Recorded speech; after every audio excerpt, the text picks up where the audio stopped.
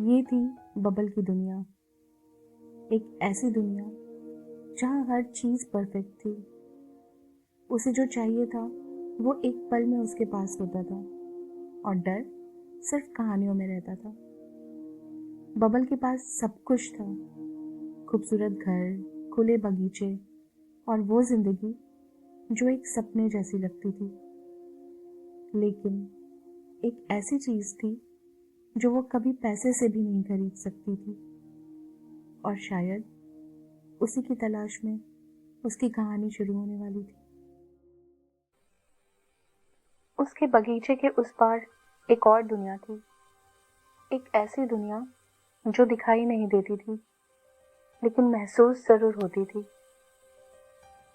हवा में कुछ अलग था, एक अजीब सी खामोशी, जैसे कोई उसे बुला रहा हो।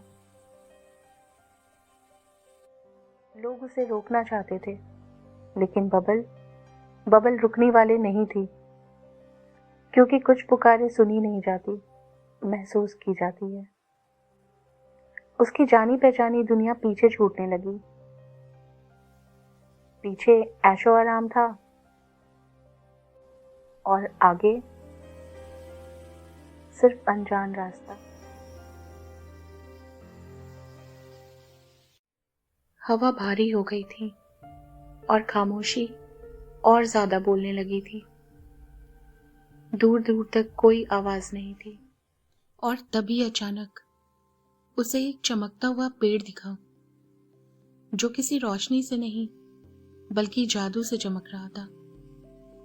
वो कोई साधारण पेड़ नहीं था, वो किसी का इंतजार कर रहा था।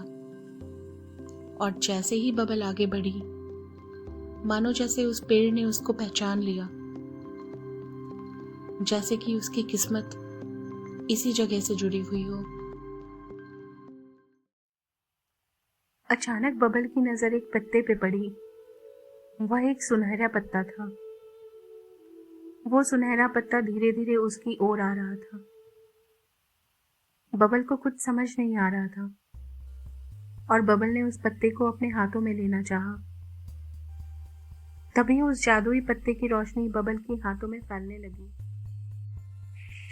और देखते ही देखते उसकी रोशनी बबल में समाने लगी।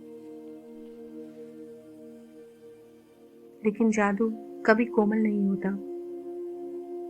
वो रोशनी बबल को धीरे धीरे घायल कर रही थी।